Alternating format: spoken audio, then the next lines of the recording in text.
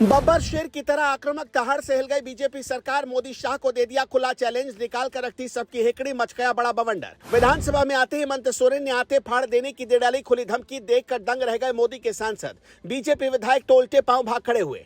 सोरेन के तेवरों ने मचा दिया झारखंड से दिल्ली तक हाहाकार। शाह भी हो गए परेशान। इस्तीफे की बात पर सड़कों पर उतर आया आदिवासी समाज। घायल शेर की तरह जब हेमंत सोरेन ने दहाड़ लगाई तो बीजेपी के सांसद भी पसीने से तरबतर हो गए।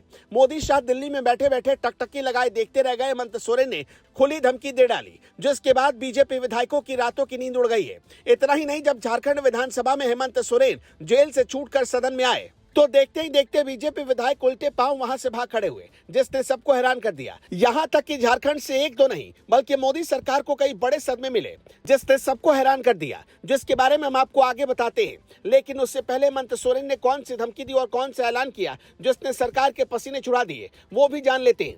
दरअसल झारखंड में गठबंधन सरकार का फ्लोर टेस्ट हुआ, जिसमें हेमंत सोरेन की पार्टी की बड़ी जीत हुई। इस मौके पर हेमंत सोरेन सदन में मौजूद रहे। उन्होंने सदन में बीजेपी पर गरजते हुए ऐसी ऐसी बातें कह दी जिसने हर किसी को हैरान कर डाला। सोरेन ने दहाड़ लगाते हुए कहा कि देश में पहली बार किसी मुख्यमंत्री की गिरफ्तारी हुई है। 31 जनवरी देश के लोकतंत्र में काली रात की तरह जुड़ी है। उन्होंने अपनी गिरफ्तारी में राजभवन को भी शामिल होना बताया। इसके साथ ही उन्होंने बाबा साहब आम्बेडकर का नाम लेकर सरकार पर खूब गरजे। हेमंत सोरेन ने कहा कि डॉक्टर आम्बेडकर ने सबको समानता का अधिकार दिया, इसके लिए उन्हें अपना धर्म छोड़कर बौद्ध धर्म अपनाना पड़ा। आदिवासियों के साथ भी ऐसा होता दिख रहा है। गरीबों, दलितों, पिछड़ों पर जो अत्याचार हो रहा, उसका जीता जागता उदाहरण 31 जनवरी की रात देखने को मिला। इसके बाद उन्होंने सीधे बीजेपी को खुला चैलेंज दे दिया, जिसने मोदी सरकार की नींद उड़ाकर रख दी। रिपोर्ट के मुताबिक हेमंत सोरेन ने कहा कि झारखंड देश का एक ऐसा राज्य है जहां हर कोने में आदिवासी दलित वर्गों से अनगिनत सिपाहियों ने अपनी कुर्बानी दी। करोड़ों रुपए डकार कर इनके सहयोगी विदेश में जा बैठे हैं। उनका एक बाल बांका करने की ईडी सीबीआई के पास औकात नहीं। ये सिर्फ देश के आदिवासी दलित पिछड़ों और बेगुनाहों पर अत्याचार करते हैं। अगर है हिम्मत तो सदन में कागज पटक कर दिखाएं कि ये 8.5 एकड़ की जमीन हेमंत सोरेन के नाम पर है। अगर हुआ तो मैं उसी दिन राजनीति से इस्तीफा दे दूंगा।